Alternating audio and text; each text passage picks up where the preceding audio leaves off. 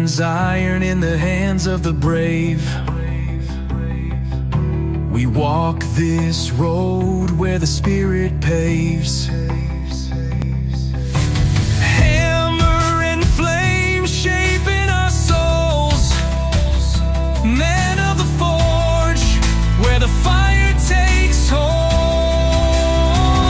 Men of the forge, we're built in the light, standing on truth through the darkest night, with the word in our hands and faith in our stride. God's working through us, our hearts open wide.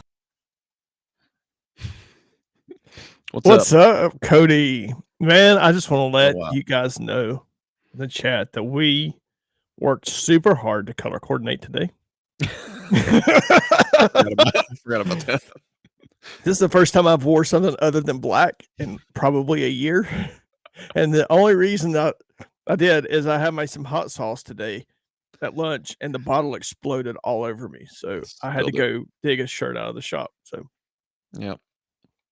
Well, want to tell everybody it's been a while, and it's all Jason's fault. do what? It's all my fault. It's all Jason's fault. It is. No, we've both been busy, so it seems like we're both hitting a groove. So Yeah, nice to be back. I know. I've been thinking about it a lot. Pretty much Me every too. Tuesday night. Like, man, Thursdays and Thursdays, it's like, well, it's been the first night I've had off in a while. There's Ready Made Easy in the chat. Well, We that's got funny. Tony Baloney. You mentioned that, and I'm looking at the chat groups, and they're saying, "Well, I guess he's not streaming on Whatnot tonight."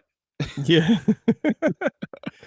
If I'm not streaming, I'm in bed. I just want to let you know if I could be in bed. Mr. Landfill got a package. Yeah. Mr. Landfill is brutal. Awesome. Yeah. Yep. We text Cody earlier. I was like, man, we need to stream tonight. Mm-hmm. Yeah, it has been a while. We got Josh Harrington in the chat, a brand new free man. That's what I hear. He has told his the corporate world to suck it, and he has gone off to find his way. That's right. He Because is God told him to. He's the What do you know? topic of our conversation tonight. Yeah.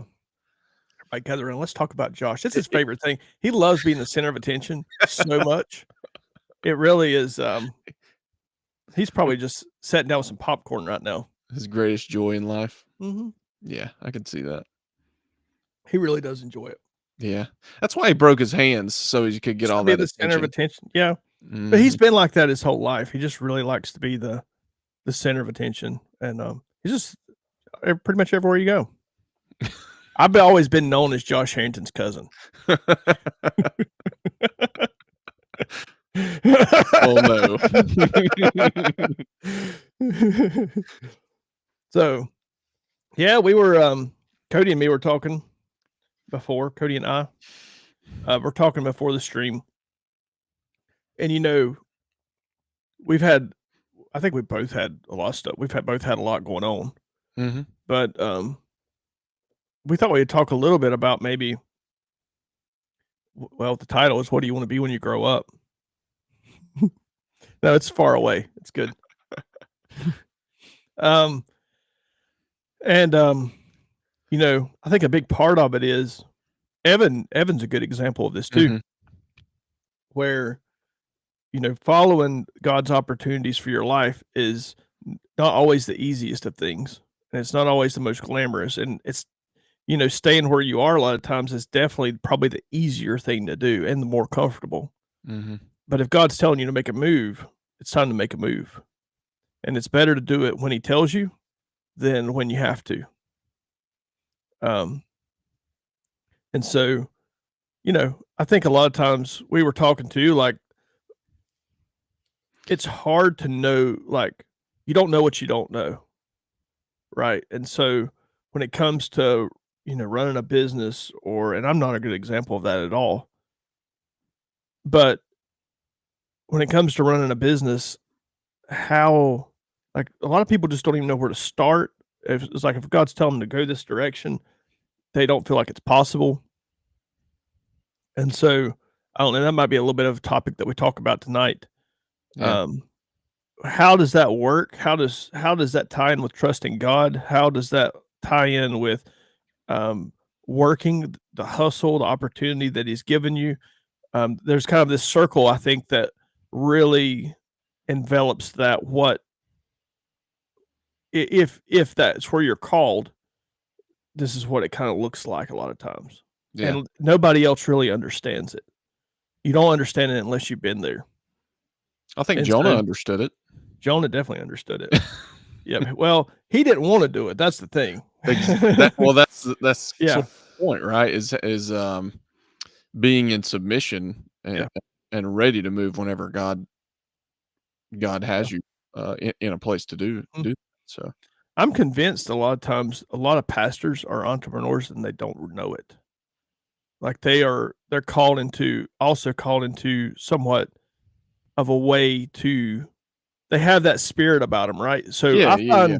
I find more ministry opportunities in my business than I do the church.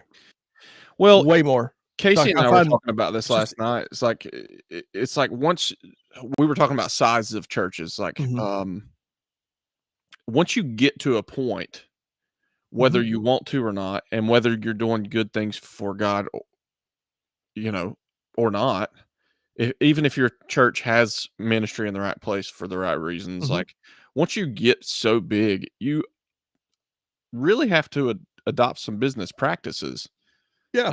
into a church. Um, You've got to maintain finances, yeah. to the T. You've got to have m- pseudo marketing campaigns. You have to. I think you have to, no matter what the size church that you are. Yeah, Um, but I mean, it's a slippery slope there too. Like, hear me out. Like, mm,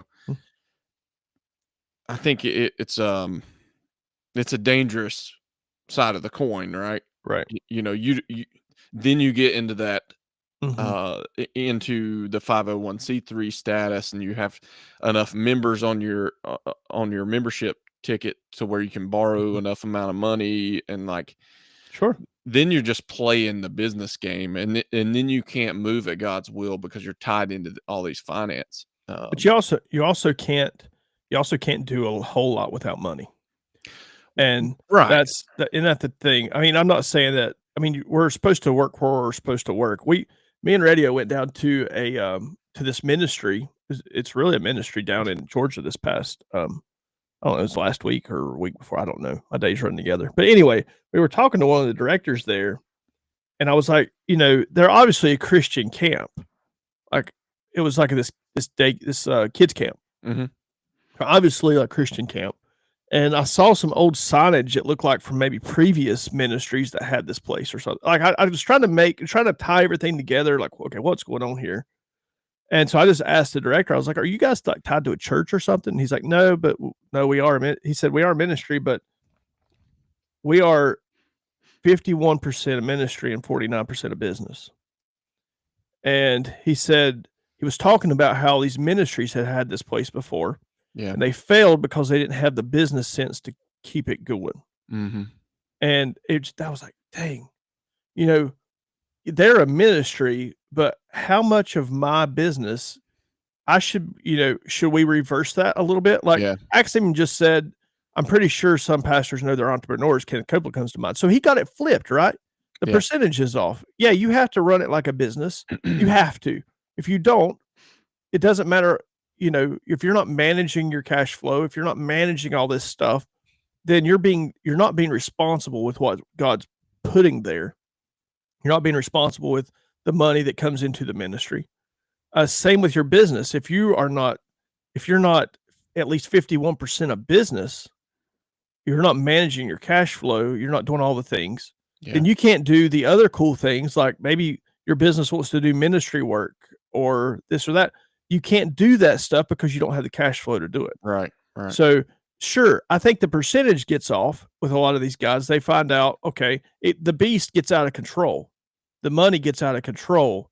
The and I'm sure when Kenneth Copeland started being a pastor, it was probably incredible.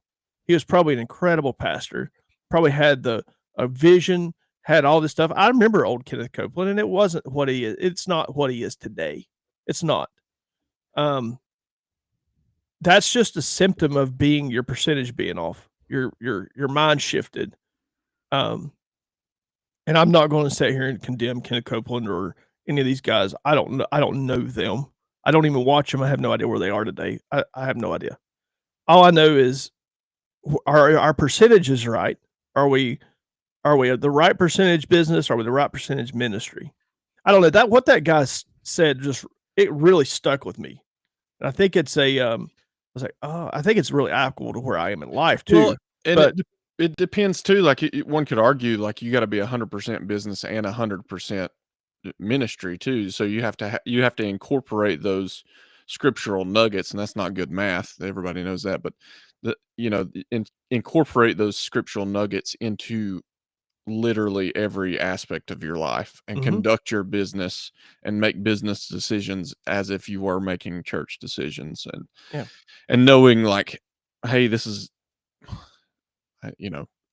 a shady thing, I don't want to get into this, or Sure. I shouldn't sell this for that, or whatever.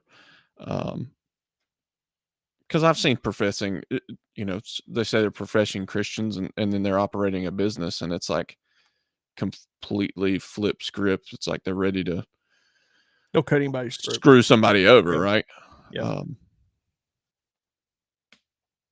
Well, maybe he does. I asked him. I have no idea. Maybe he needs a private jet. I don't know. I'd like to have one myself. I'd like to go, but no, I don't know. I mean, I've heard some of that stuff, and I like I said, I don't.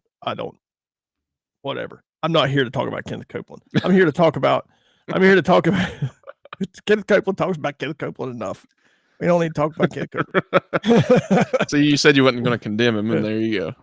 Well, I mean, I'm just saying. I'm talking about percentages. I'm sure that's just a ministry that come up in the chat, but I'm sure the percentages have gotten off, and I've seen it getting off. It's gotten off in my own life. Well, yeah, it can happen. It can happen. I mean, how much anything? How much time do you devote to work and not to reading scripture, or you can't do you can't do 100% one or the other. No, I do know for sure though. Like we kind of started this off talking about, are we doing what we're called to do? Are we doing what we're supposed to be doing? If God's calling you into something else, what does that look like? But and we got off on this tangent, but I really want to make sure that we visit the whole thing about God's calling. If he has you called into something, I've seen it happen with a couple of people. Two of them is in the chat. Radio, I saw him leave the corporate world, and it's terrifying. I remember when I quit my stable job, God was calling me into something else. He made it very clear that I was supposed to go this direction. I remember just how terrifying it was to leave. It's a mindset thing, right? So even though God was calling me to run to this, I was still terrified, and I didn't really. I mean, it took a lot to get away from that. What Josh Harrington calls the paycheck plantation. It takes a lot to get. So it took me a bit to actually make the jump. When I made the jump, well, what follows up with that a lot of times, what people find is a ton of anxiety, that like crippling anxiety. Well, how am I going to pay my bills this month? I won't have enough work this month. We're able to sell enough stuff this month. I've got bills. We've got payments. We've got this. We got that. And we were talking about Dave Ramsey. I think Dave Ramsey has good advice and everything, but I will tell you, Dave Ramsey is not applicable to my life. No, his advice is not applicable to my life. He's getting a little antiquated from what we were saying. I was saying before the stream started, but he is really good at taking where people are and maybe pushing them a little bit and getting them to be better. Maybe they've made some really dumb mistakes, and I've done the same thing. Sure, but sometimes it's not for everybody. Mhm. You know, it's like Grant Cardone. He's got incredible business advice, financial advice. A lot of these guys run on $2 billion worth of debt at all Yeah, times. They're as and they're successful as Dave perfectly Ram. They're super successful, yeah, and they're and perfectly so fine with debt. and they're perfectly fine with it.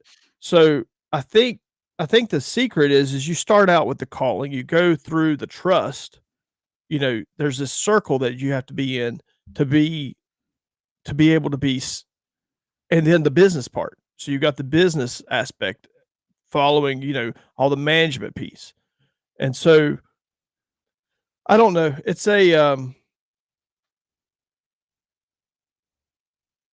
It's just a lot of times people don't know what they're getting into, but we were, I don't know. I don't even know where I'm going with all this. I'm kind of just rambling probably, but it's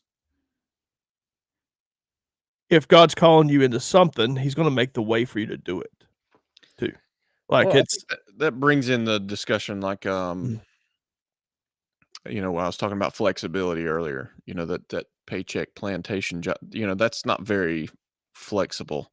mhm, Um, I think, and I mentioned earlier, I think a lot of times God puts you in a place where you can be flexible to move for mhm, Him, yeah, whenever He's ready for you to pounce, right? So, yeah, um, but it's all about being in that position in the first place. So the flexibility is one piece. The Dave Ramsey, the little bit antiquated. There's to me, there's a lot of you know, uh, not to condemn an age group, but it is somewhat of a boomer mindset, where the real world has shifted a little bit mhm, to where he's not lived in this type of financial situation to where younger age groups that even if they're doing all his advice, I'm not saying it can't be done, but I'm just saying it's gonna be harder whenever your, ratio of income to expenses is so far skewed. mhm.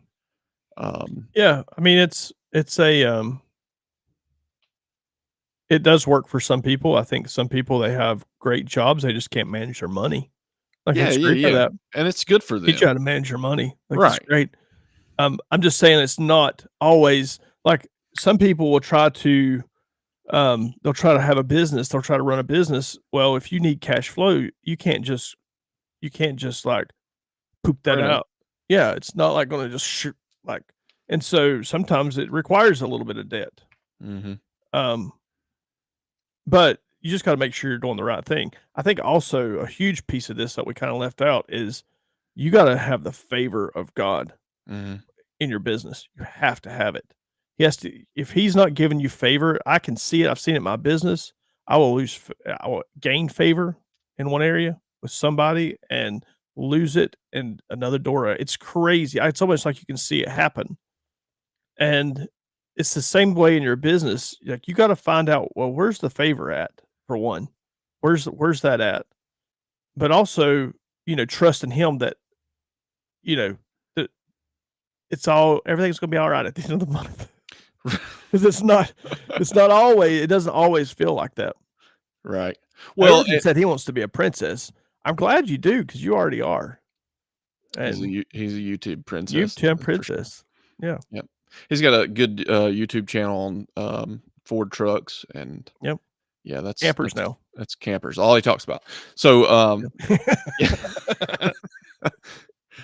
Uh, Um, yeah, I think it's Blacksmith Bible Study, do I know this guy? Is this yeah, who I think it is? yeah. He changed Um, his name? I think he did, yeah. Oh, He okay. he Oh, mentioned he just I've got out been of a Calvinism discussion, so that's who it is. he was Okay, a I'm little like, bit "Wait jaded, a minute." so Yeah, coming here spreading that field. What are you doing? but so you mentioned God closing doors and opening others. I think, e even that can be considered as favor because, maybe that door that he closed, he didn't want you going down that rabbit hole too deep. Or it was just over. It's all in Yeah, season, man. yeah, that's what I'm saying. It's It's all in it's seasons. it's cyclical, in season. But if you focused on that thing and he left that opportunity available, like, that may be something that you dove too deep into and negated, um, all the other opportunities. Mhm. Just reading the chat here.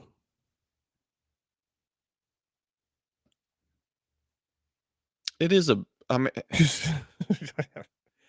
big adventure. You don't think men can know the Lord very well without adventure? That's probably pretty true.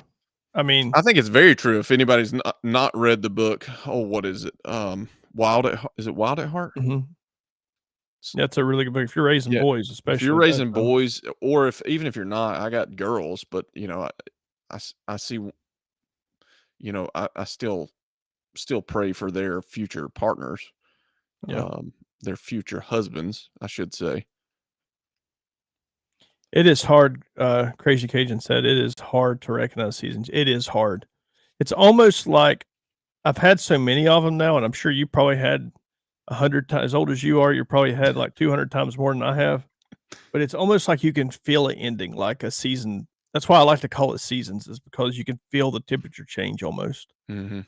And, you know, it's especially in small business, if you're not all the time looking, okay, where's the next place? What's the next thing?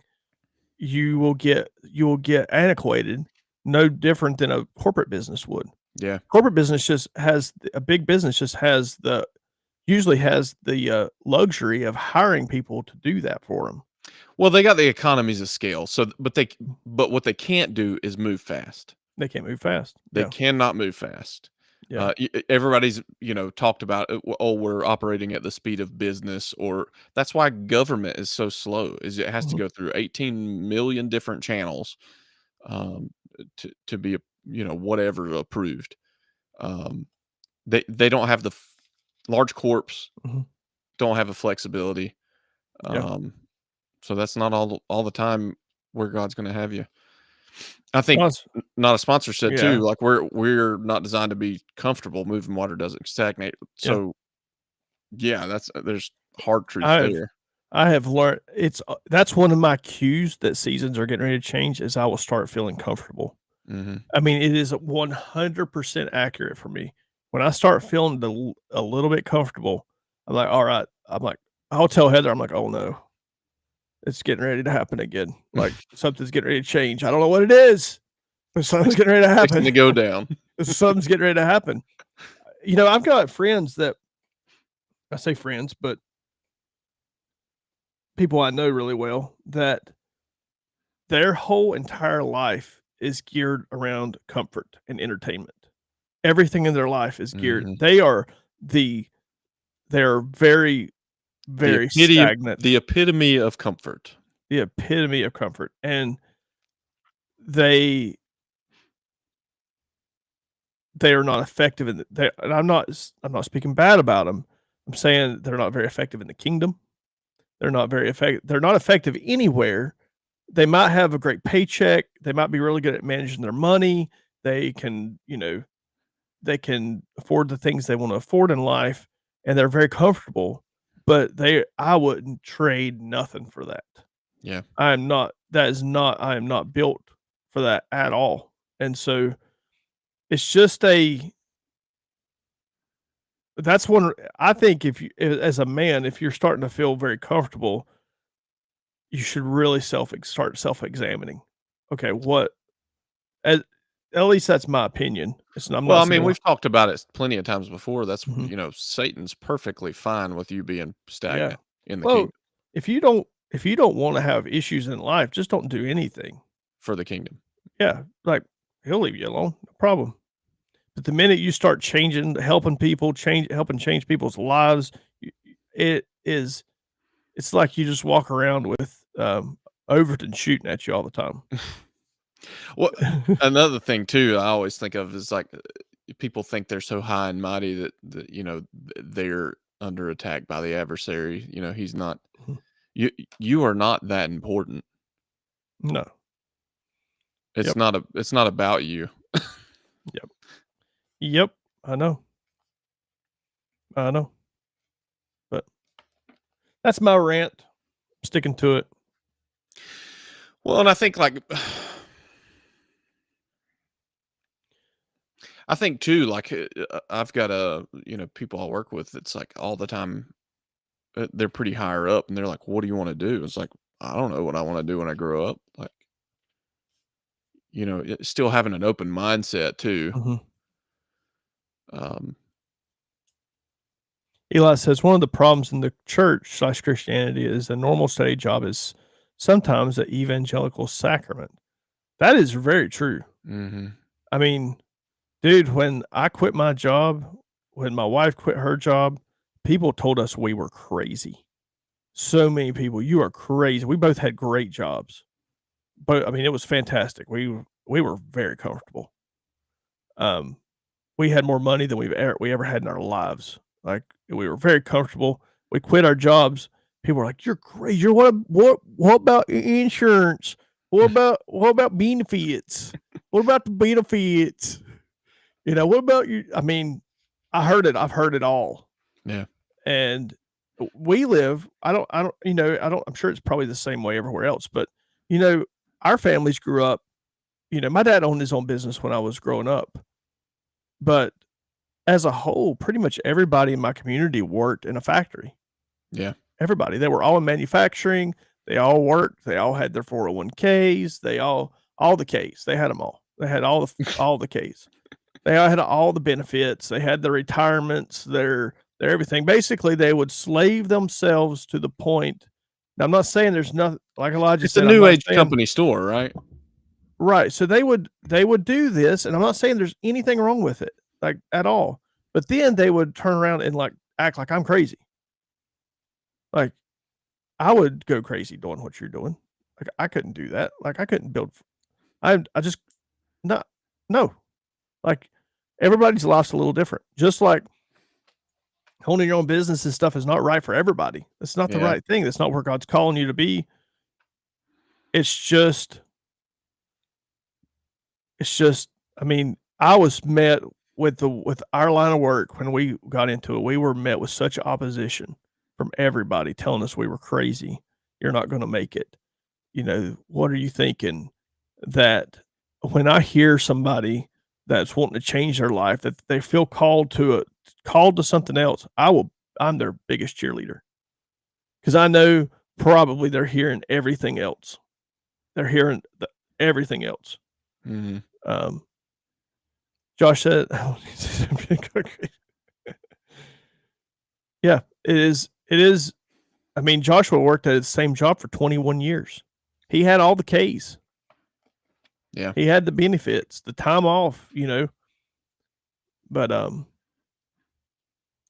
so what we're talking about, guys, is not for everybody. I'm not saying that. If you're being called to the job you're in, then you should be there 100%. You should be the biggest hustler. You should be the best employee they've ever had.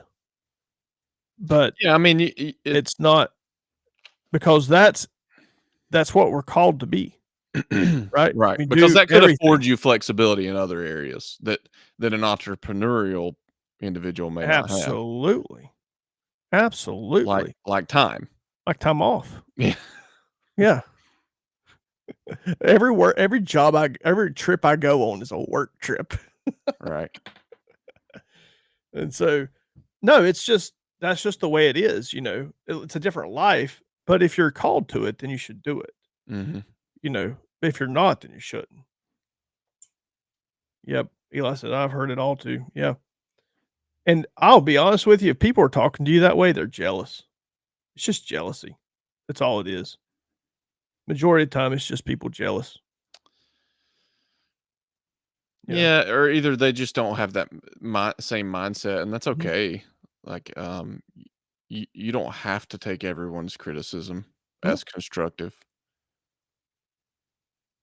Yeah, and different jobs and Mhm. different Different seasons, seasons. you could Yep. completely flip the script. You could go from corporate to Yep. entrepreneurial and back to Back corporate. back to corporate. So Yep. who knows? But the thought process really is just, I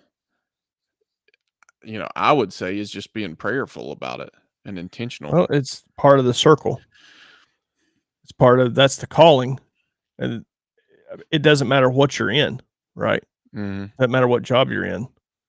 Um, we this past year has been a perfect example of the tech industry. Everybody thought the tech industry was gonna be the place to be, you know? I mean, I was in IT for years, and, everybody's like, "Oh, that's the best job ever. Oh, you're gonna make all this money." Well, I'll tell you what, right now, and going into IT, that ain't the best job. For one, it Well, is very AI's gonna volatile right now. You can't there AI's if gonna you're a kill a bunch programmer of right it. now, good job getting a job, or good luck getting a job. Mhm. And so, it's not everything is as stable as we think it is. Those guys thought they could name their price, do whatever they wanted, And they could uh, for, like, and they could for 10 about years. at least 10 years, yeah. But after that, I mean, Something that would be cool is a small business discipleship program or something. There's a lot I wish I had known when I started. I know, man, there is, there's a lot I wish I knew right now. I mean, so that's the I mean, I can look at Jason and say, before you made this most recent leap, we'll just leave yeah, it at that, you consulted with, other business owners, for sure, and I do um all the time. right, but I mean, I don't think it's, that's part of your network, but I don't think there's anything Yeah, at least in my space, nothing yeah. Well, I formalized. think I think having people, even just having people you can call and say, I am very thankful I've had those people in my life for a long time. I've had good businessmen, I've had successful people in my life for a long time. Mhm. And if I have a question, if I'm struggling with something, or I'm trying to figure out where I'm supposed to go, man, that's the first place I go. Yeah. Like, I mean, I I am before I go ask anybody's opinion, I go to these guys and I'll be like, "All right, here's what I'm thinking. Here's the problem. What do I do? What do you think I should do?" And, sometimes they give you a good answer, sometimes, you know, they don't. It's not maybe it's not the right answer, but a lot of times God can use those people to speak into your situation for sure. Mhm. I mean, Elijah knows when when you're relying on, I mean, there's nothing more, in my opinion, there's nothing more that'll bring you closer to God than having to rely on Him for your finances, in my opinion. That, and at least in modern day America, when you have to rely on Him to provide, to send you the opportunities. If you look at it that way, it takes a level of stress off too. Um, there's something about having to trust him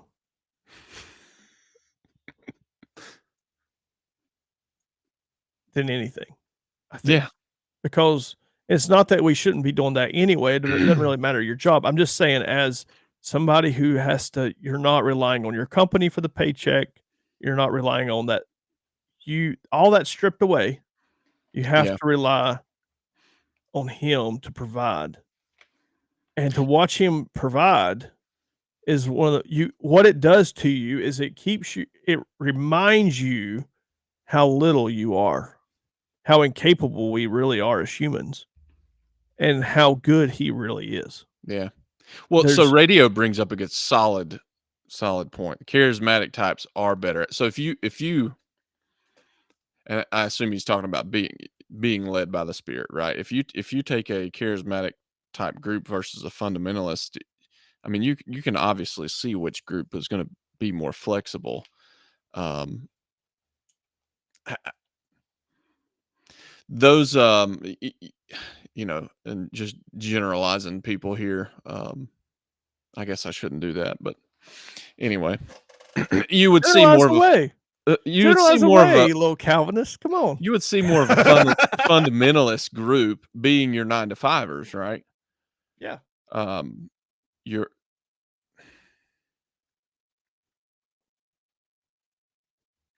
the I people don't that know. find, the 9 to 5ers, the 401ks, the top employees, the go home and, they're done for the day types. Um, I don't know, and that's probably a terrible generalization. Don't listen to anything I just said. I was like, "Oh, boy." And then you have Jason. Yeah. I'm just a bad example. We're all just a little more heathen. No, it's a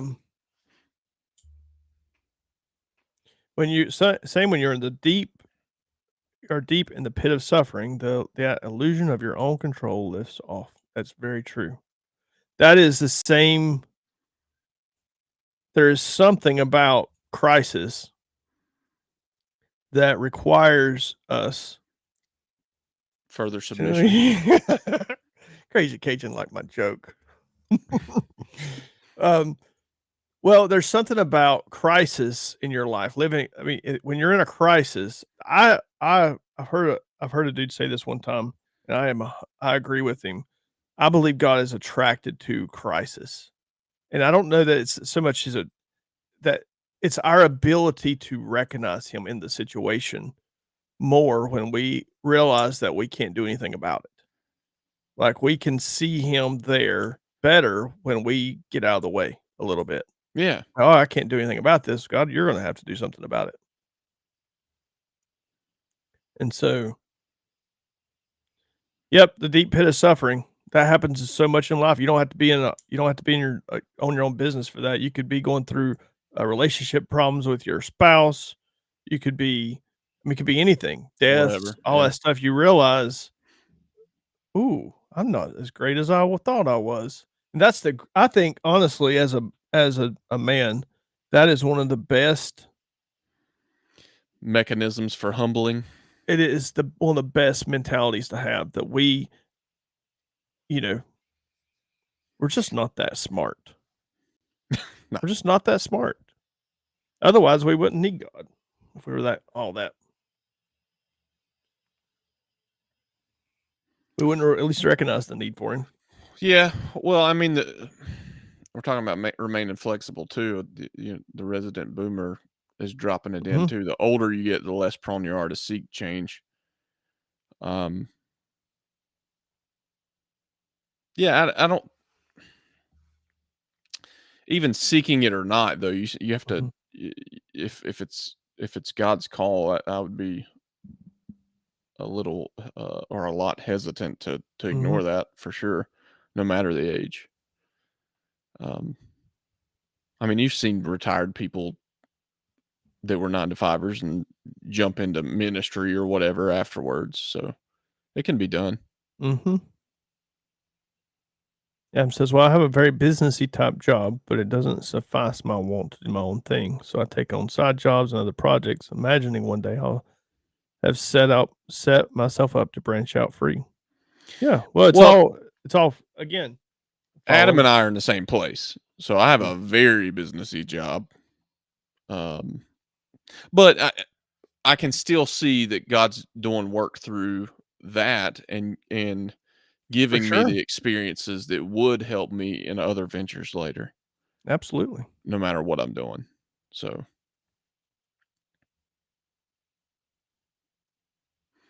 your job is a dream job for people in your industry. Yeah, I'm with you. Same thing. I'm in the same space. It Still, me personally, I still feel like there's something else to do. So, still taking on side jobs or even helping other people, helping I think in that's their the best jobs. thing you And can do. yeah, If you're not finding ways to serve, even I mean, I struggle with this, but I find that when one of the best ways to get your eyes off of yourself and off of and humble yourself a little bit is to help other people. yeah, And you know, that's the game changer, right. you know. Well, and our one of our buddies is the helpiest helperton Oh to yeah. ever exist, right? So, Mhm. I mean, that's just his ministry, and that's And he's good at it. And completely fine, yeah, I mean, it's amazing. right? It's amazing. I mean, the dude will go mow somebody else's grass and his be 2 feet tall, I'm sure. Hmm. Like, it's not that to me is just that's a wonderful. I'm sure it aggravates his wife a little bit every once in a while, but Sure, but it's one of the that's just an amazing quality to have. right, right. Instead of it just being Yeah. self-consumed.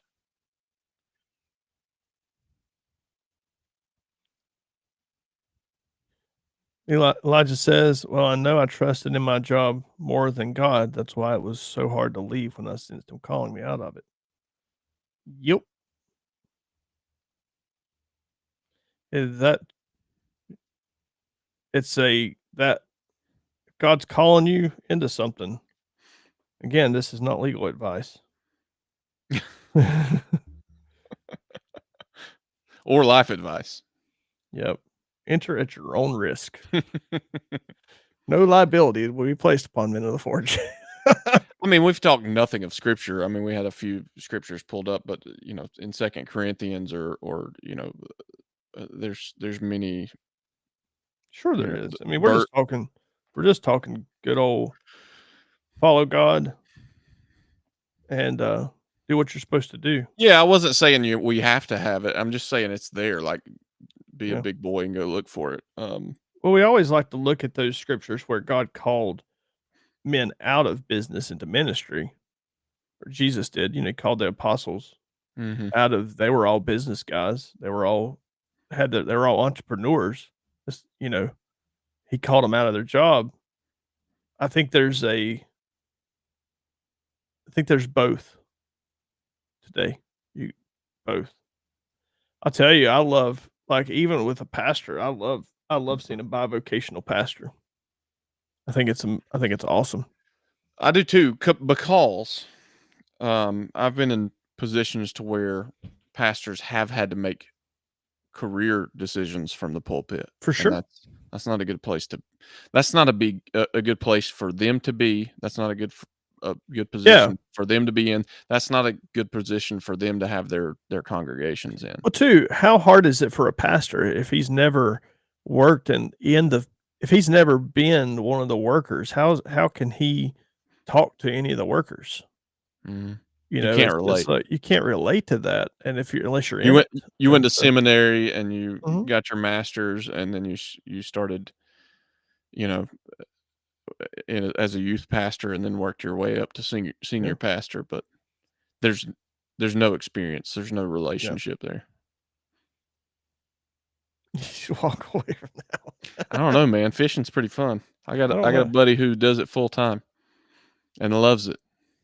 Yeah, that's he left the corporate world to be a fisherman, He didn't he? did leave the corporate world to be a fisherman.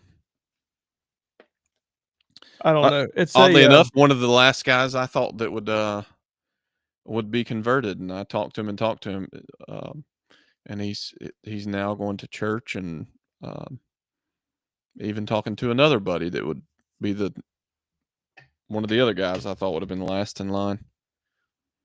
they're always the first. It does make for a good setup though, fisherman. Fisherman, yeah. We've all heard that one. All heard that one. No, he's it's funny. He actually called me last week, and it's just crazy that once you start doing kingdom things, I've known this guy for 20 years. Um, back, before I'd accepted Christ, and our conversations are a lot different now than they used to be. Probably didn't talk to each other for many years because of that. Um, but it's kind of funny how it's all came back around. Mhm. Less about hoes, more about bros. It was never really about that, but Just kidding. it used to be all fishing talk, and now it was like, "Hey, what are you doing at church?" talk, Yeah. or "Hey, I'm trying to talk to this dude that we used to know." It's pretty cool.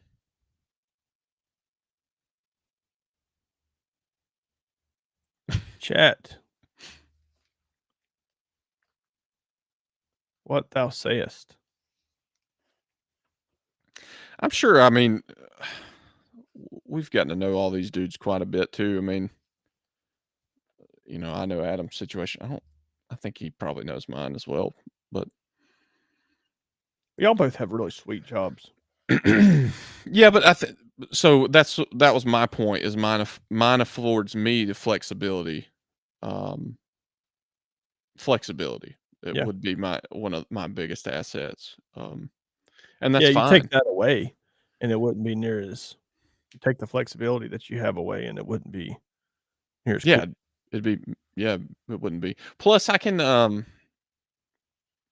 just a little bit of insight, I do try to be the antithesis of higher education, so I lead an apprenticeship program in our industry, um, and I try to do everything the opposite of higher education. Mhm. Um, I'm not a fan. I've had higher education. I'm just not that big of a fan of it. I think we're moving away from that as a society. Oh, yeah, for I sure. think I think our generation listened to previous generations and thought that that's what we were supposed to do. Of We course. were supposed to go to school and we were supposed to get that 9 to 5er, and it just hadn't panned out, right? My favorite thing is to look back at when that started. I mean, there's deep I wouldn't even call it conspiracy theories. There's deep evidence of it showing that an elite class that's just generating worker bees. Of course. I mean, that's the point. That's the reason schools and prisons have the same architects. Um, you know, that's the reason you send your kids off to school and it's like a 9 to 5er, like they're doing a job. Come Yep. home and have dinner, and then you do it all again tomorrow. You do it all again tomorrow. Mhm. And you don't raise too much of a fuss, and you just kinda do what you're told. I mean, Well, you get all the cool stuff to go with it, right? You get well, the new I truck, you s work that 9 to 5, you get the new truck in the driveway, you get the boat, you get all these things, and, I mean, everybody falls victim to that. I mean, you get all the things, and, well, then what you've done is you just boxed yourself into that cool 9 to 5 job yeah, because, oh, it pays for everything. right, you're supposed to have a good credit score. Who gives a crap about credit score? Mm, I would prefer to be debt free and have a terrible credit score because I don't owe on well, I mean, anything. yeah, it's just everybody like I said, everybody's different, but I'm just saying that's that I think society's not doing us favors even if well, we are different. I mean, they create, marketing to sell you more stuff that you don't need so you can have the dopamine hit and then do it again tomorrow. And I mean, I that's just that's just part of it. That's a So that's a good point too, or you have kids and you don't get all the things. So that's that's the point too of the whole I mean, bring Bill Gates and population control discussion into it, right? I mean, man, they I don't like want you having this. kids. I like this. We're getting all into conspiracies. It's not it's I wouldn't even call it that anymore. I know, just like the earth is flat and the You just gotta twist the knife with that one, don't you? See what I did there? No, but that's the reason, like, I do like what I do because I Mhm. am helping a younger generation, typically, a much younger Yeah. generation, um, and no matter how you wanna say you aren't or you are, everybody's influenced typically by their instructors throughout their education time, in some form or fashion, and, I try to be the opposite, like I said, of a if you can imagine me going through all of what I just talked about in a normal instruction session where I'm talking about physics or electronics or science or whatever discussions or even business aspects. Mhm. Um, I get into a lot of the business discussions and that stuff comes out. I mean, whether you want it to or not, all those not so much conspiracies.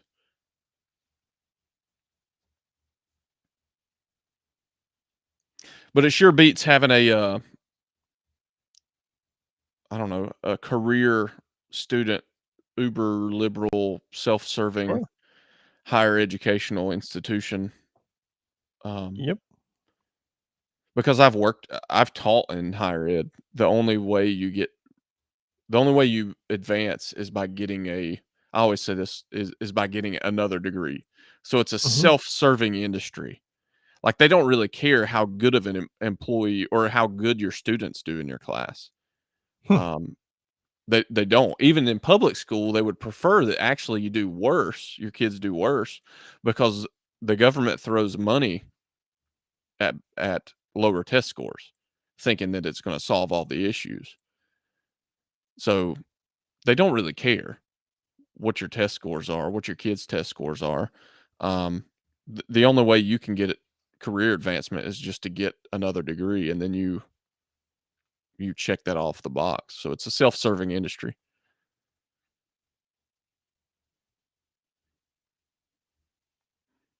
The TikTok Just of eBay. everybody's I'll talk about whatnot. Hey, now we ain't talking about my method of making money now. If y'all want a good dopamine hit though, look at that. That right there, my friends, was made by one of the finest, and he is in our chat, Elijah Williams. Look at that. Yeah, I gotta pick one of those up. This thing is I if you hadn't guys I hadn't been by Jason's store in a while for good reason. that's so sweet. Gregor said the same.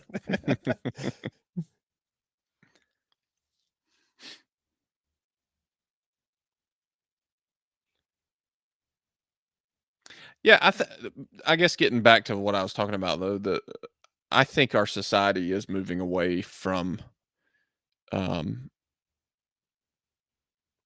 from what it thought higher ed was and should have been.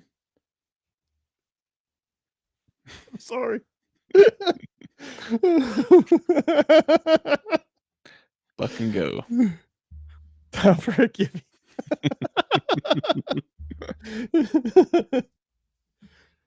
That's pretty funny. That's pretty funny. I mean, Cody talks about it, right? You know, Sure. and I see it too. There's a bunch of people that's going into trade schools, and they can pretty much they can make a business out of that easy. Sure. Oh yeah. And You're learning something. Yeah. because We're not hiring it's right not the now. competitive nature that it was Mm. whenever we were coming out of school. I tell you what, we've been hiring all these people where um my mom's building a house right next door to me here. And I tell you what, those boys make some good money. Yeah, they do. They make some good money. Those electricians. I found out Plumbers. I found out that I was wondering how these roofers, they look so happy up there. Like they were like just running all over the place. For one, they're It's all probably that making good money. vitamin D. But no, it is the copious amounts of beer they drank while they were up there. I felt like a pile of beer cans after they left. I mean, I used to work in construction. That is a very different uh yeah, that's a very different My industry. my mom was like, "Should I be worried about my roof?" I said, "Listen, I'd be oh, worried I'd about it if they weren't drinking. yeah. I'd I'd be, if I was up there, I'd probably be an alcoholic too." Yeah, roofers are Yeah, it's like you got construction workers and then there's there's roofers. Roofers yeah, yeah. and then there's painters. They're just high all the time. Well, I mean, they're sniffing paint all the I time, so know, I know. I've yeah, heard them talk to freaking doors. HVAC or tile guys or plumbers or Mhm. electricians or I worked in masonry and I did high-end masonry, like Great money. nice stuff, yeah. It's great money. Mhm. They, it's a kick butt job. Yeah, I didn't stay in it, I mean, it does a toll on your body. So Yeah. at least masonry does, I mean The last mason I knew just got out of it. He got hurt. His he was young. He's in his 20s and already having major back surgery. Back issues. Yeah, I got a bad back, every mason has a bad back. And then there's concrete work. I did concrete. It's not I'd still put roofers, literally and figuratively on the top. I used to do roofing, and that is a See? sucky job. I've done roofing. That is a sucky job on every level. Yeah, it's tough. Painting. Yeah, I don't like painting. We got off on some rabbit trails. That's all right. I didn't mind. I mean, I've done tile and you know Yeah. masonry and concrete and a little bit of carpentry, and I mean it was fine. But if you want to, even whenever I thought I wanted to stay in that, it was never like, hey, I'm going to be a Yeah. laborer forever. Even when I started it, actually, I was pretty decent at laying brick, block, and rock Really? all through high school. Yeah, I went straight to laying. I wasn't really a laborer, so which is pretty tough. You know Yeah. you're on a tough job whenever you got people that start their first day and then don't even make it through the whole day and they've quit. Yeah. And that happened multiple times. Oh, that happens in construction all the time. Mhm. Come lunchtime, they want their paycheck. Well, I had a dude dump off, he was trying to make a, turn up some scaffolding on with a, wheelbarrow load of, mortar, and he just dumped it off the other side. He didn't make the other turn. The load shifted, and he just fell off with it. And he stood up and he said, "I just remembered I got a meeting with my lawyer." And he just left. So I had to clean all that stuff up. Radio said the dance I'm still learning is when meeting resistance means press in harder or change directions. It's very true.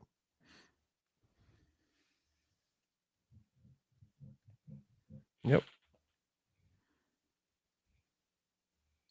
Yeah, I could see that, really being something in a niche market too, Mm-hmm. which you and Jason are both in. It's that way in general. You have to be willing to pivot quickly. Mhm. Well, and you don't wanna be too general either. So that's kinda the opposite end of that.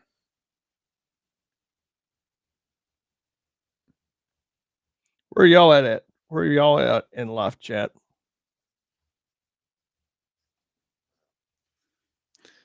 Yeah, Where peop y'all a at? lot of people quit on their first day for sure. We would routinely go through, I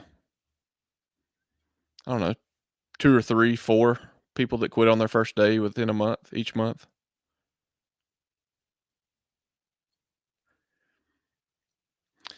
Adam's giving radio some advice. Grasp at data, data-informed decisions if available. Coming from a true IT guy to another IT guy.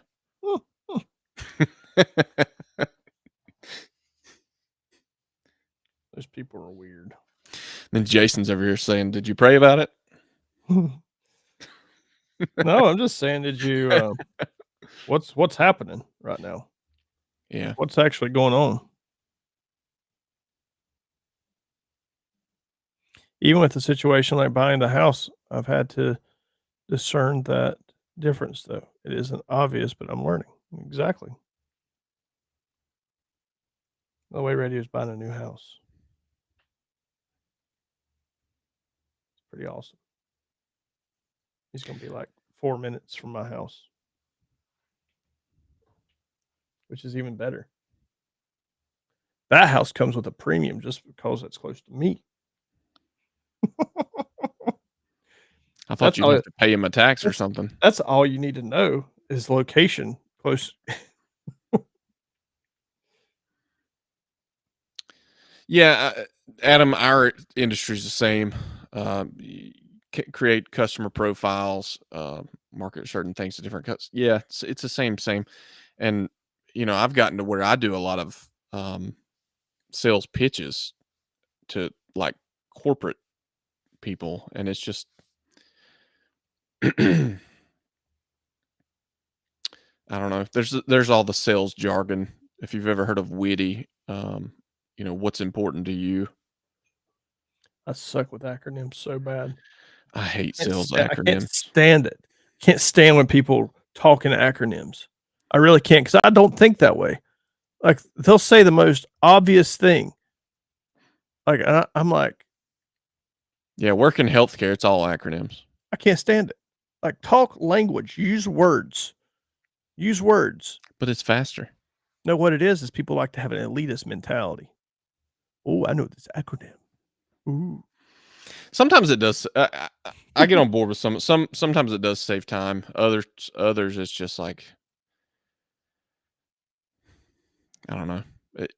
It's almost like you can tell the dude that just got his MBA from wherever talking ROI and QBRs and See, stop it. KPIs, and you have no idea what any of that means. You probably know ROI, but I do know what that means, but you know ROI. No, I just quit talking like that. Jason's not up on his key performance indicators or his quarterly No. business reviews. Nope. Only acronym Jason knows is for Buck and Go. WTF. Oh, no, I thought, okay. Buck and Go. You need to shorten that one to an acronym. Oh, me. Sometimes I wonder.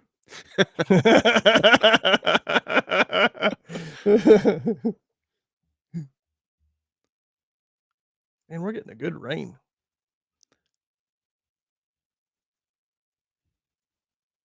Does he remember the cover sheet for the TPS reports?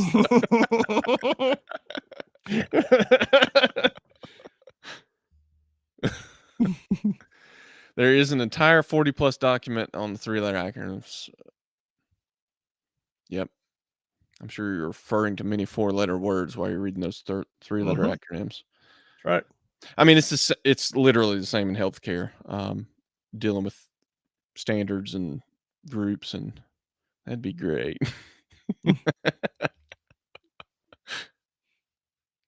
B&G it.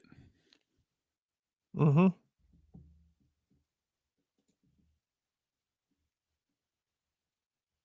I don't know. Is anybody else in a different spot in their career trajectories, or even if our boomer's still around? I think he's retired. He got all the K's. Yeah, All 401 of them.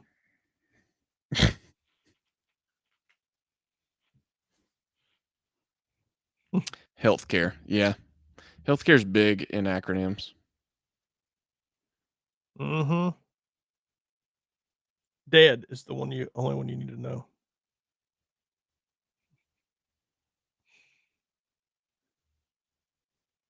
It's at least $40.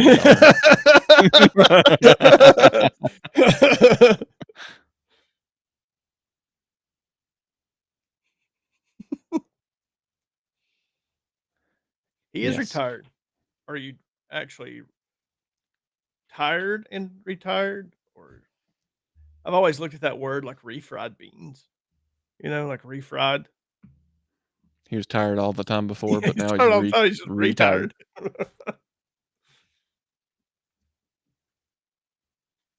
Boomers are retired or dead at this point. No, Cajun's still shooting guns, keeping him young.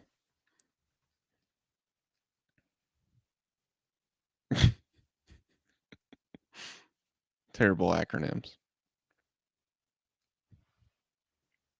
So, I mean, talking about boomers though, I mean, there's oh gosh, what did I hear it called? I can't remember, the silver shift or the silver slide, or I mean, there's a lot of boomers that built successful businesses, and and there's people that, if they remain flexible enough, can capitalize on that because they either don't have kids to leave it to, or they just want to cash out and leave the funds to their kids. So there's even established businesses to be had. 70 years old, worked 38 years, and had the K's. That was just that was beneficial for your generation, though. I mean, you could do that. I think gone are the days where you could I mean, there's 9 to 5s to be had that are 150K that you can still survive on, but even that's not even middle class hardly these days. Mhm. I mean, you could make it you could have a milk route back in the day. I'm just throwing something out there, but and have a family, right? That's just not you can't do that now.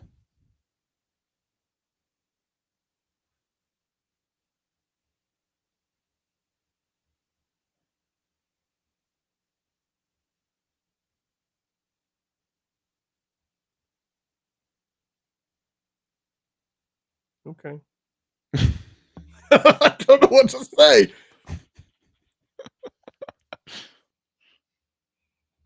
Yeah, you're talking to IT dudes. Yep, restart your browser. Have you turned it off and back on? Are we supposed to communicate When in via doubt, Are we supposed to communicate via sign language? You can't hear us. when in doubt, reboot.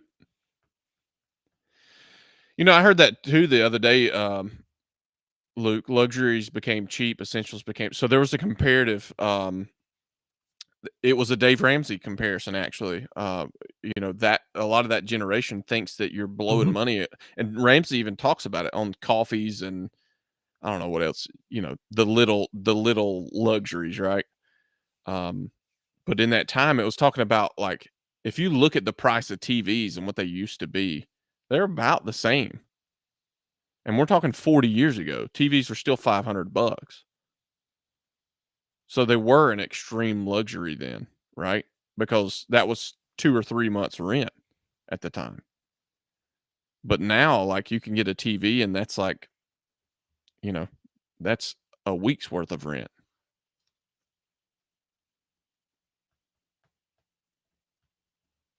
Yeah, an iPhone, same thing. Like, all these luxuries are sub 1 month of rent or mortgage or whatever. That was a good comparison, though. I have to find that one.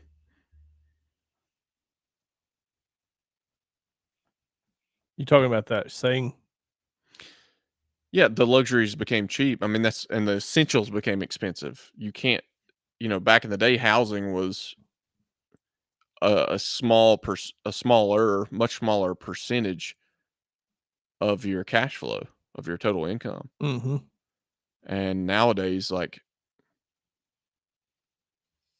I mean, I don't know what mortgages are these days, like at 6, 7%, and yes, I know there's a lot of older people say, well, I was paying 13% in mortgage. Yeah, but you know, housing costs still weren't that as My expensive percentage grandparents wise as built they a are. very nice house. They both worked in furniture factories and paid it off in 7 years. And they wanna know what my grandmother was astounded that I got a 30-year mortgage. She couldn't believe it. Couldn't believe it. She's like, "Just pay it off in 5 years."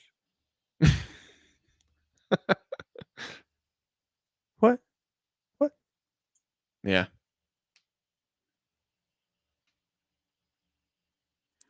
Honestly, don't know how, but I'm under 150K, single income, no debt except mortgage. Yeah, like I said, I'm not in California, but we're pretty much the same. Single Yeah. income, you know, about that. Um, House is about it. I just had to buy a car, but I mean, I don't know I didn't buy a Maserati or anything. I bought a You just bought a Camry. Mercedes. Yeah. Jason's grandmother also because it's your grandmother. Same woman that told me I never should put more than $20 of fuel in my truck. You just put $20 in. $20? That doesn't get me home. Like, like what? What? A friend of mine is her house is not 30-40%.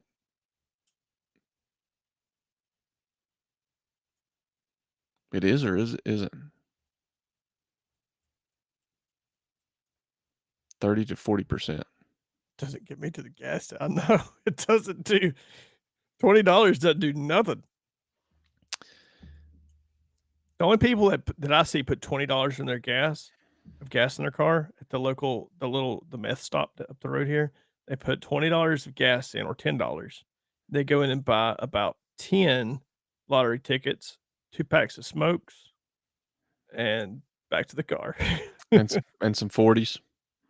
And sometimes the 40s. Oh, he's saying it is It is about about 30 to 40% of her take home pay. Yeah, I mean, that's pretty common. A lot of people are, more than that, probably. yeah, that's, I would think, low for these days.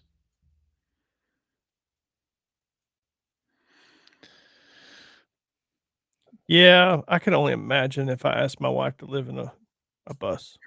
I would love it. But she not so much.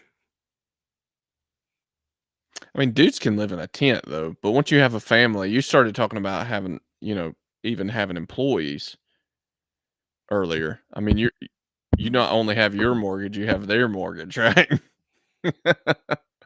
Bad idea. I mean, you get to a point, you got to scale it. It is what it is.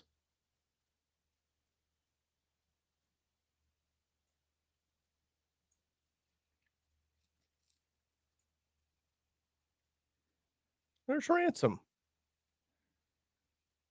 $20 gets him a little over half a tank. Drive a Corolla. It does in my Scratch. I'll give you that. Like I said, in the Camry, we get good gas mileage. Blessed to have a $800 a month mortgage. Buying during COVID is the best thing I ever did. Yeah. Yeah, we bought, I told my wife 1,000 times, God put us in this house I'm because so thankful we bought when we did, man. we probably bought about the same time. 2012 is when we bought. No, I bought my first house in '08, which was a bad. Yeah. I think I bought my second one in 2017, Okay. and oh my gosh, or 18. So It I is bought in a nice. lot better time then. Oh, dude, I got a deal. It was the favor of the Lord. That's all I got to say. Yeah, I mean, I'm in I a bought my foreclosed house. house. People had been trying to buy it for 10 years. They wouldn't sell it to them, and I walk in and they just offer to sell it to me. It was bizarre. Mhm. I had been looking for a year, I think, and, of course, my realtor didn't actually do any work. I found this house, and, y people couldn't offload houses then. It was 2012, and a realtor was living in my house, and she still couldn't sell it, and, they had inherited a home from, um, one of their parents, and one of them was gonna have to go because they couldn't afford the mortgage on this one and the tax on the other one because it was like a multi-million-dollar house. So they were gonna have to let one go, and it was obviously this one, smaller one. So, um, I seen it the first day it was on the market. We came and looked at it the second day, and, yeah, now I'm probably, um, 150% of what I paid is what it's worth. I've had vocal offers for over 4 times what we paid for this place. Yeah, I'm like, easily. nope. What am I gonna do? It's still that same way. Today is the same. You're exactly right, radio. If you can do it, just bite the bullet. I mean, it's just Yeah, because there's, properties I wish I would have bought then, and I'm hmm, talking, like, multifamily properties. I was renting an apartment at the time, and I was seriously considering buying that complex because it was 6 townhouses, and those 6 townhouses were listed at 240,000, and I should have done that, like, 1,000 times over. yeah. It's the same way now. It's just different scale. Yeah. But But my cash flow is different then mhm, versus now. Inflation's starting to catch up, and it's getting worse. I have less disposable income with a higher income now than I did 5, 6 years ago.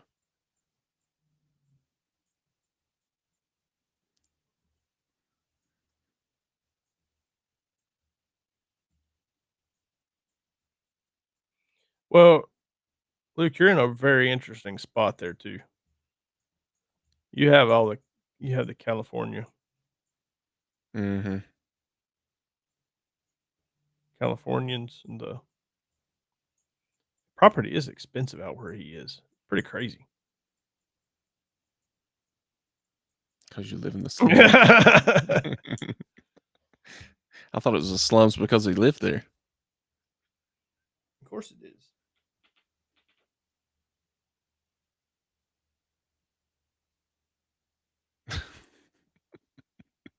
Mhm. It's only because you're there that it's called the slums. You move out and that property is gonna increase.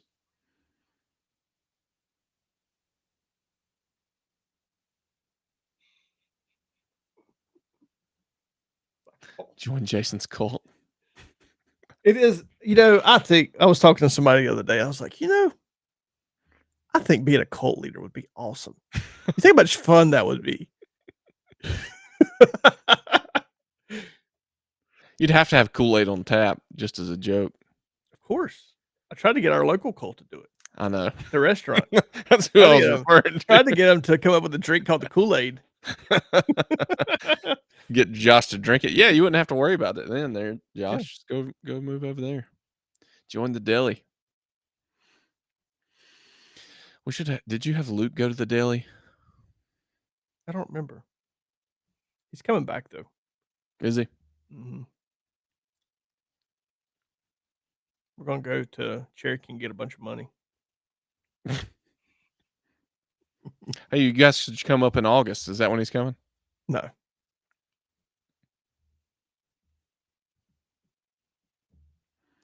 Parents bought back in early 2000s, paid 200K for 3,000 square foot, sold it for 450, and then Then turn that into a Hmm.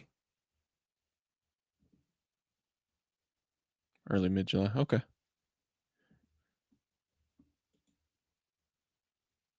That's the thing.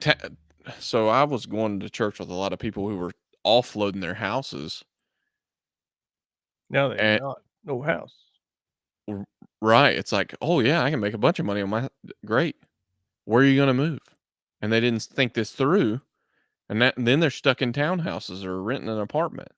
I tell you, if I would ever move or buy another place, I will never sell my place. I'll never sell another piece of property. I just can't do You it. just rent it. Can't do it. It's never gonna go. It's like the best thing to have. Hmm. You get yeah, what Chevys is what keeps you in business, Axiom. I bet you do like Chevys. Working on a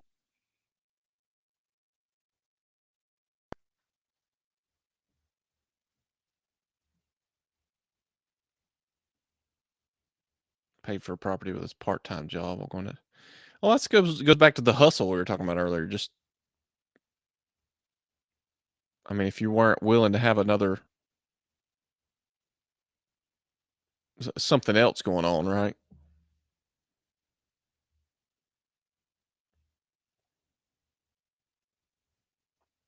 Not being so complacent.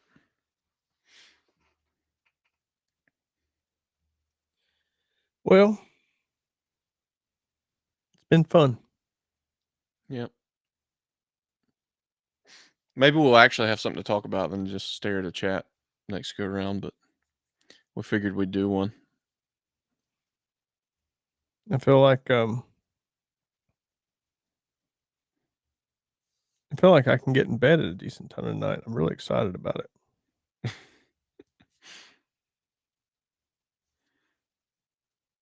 Just That saying. income ratio would take 38 years today.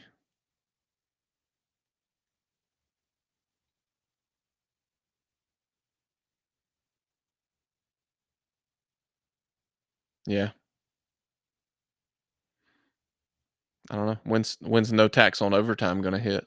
I know we got no tax on tips, but you need to work tips into your whatnots.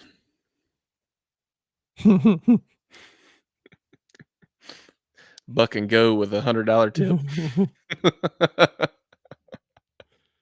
Biggest tip wins. Free flow Tuesdays, yeah.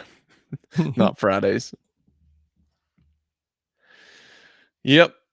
Well, All right. Well, it's been fun. our super chats tips. I'd say I so. would say so. Yeah. It better be. At least, yes, of I'll- course they are. I don't know why it wouldn't be. If you're not, if No, you I know mean- what I mean. Oh, me. All right. Peace, love, and happiness. Yep. To all. Have Thank a you, good guys. night. We'll try to actually do more of these. We will do more. Now Yep. that my schedule's getting worked out. It's all Jason's fault. It is 100%. I will own it. All right. See y'all. Yep. See ya. See you, Ransom.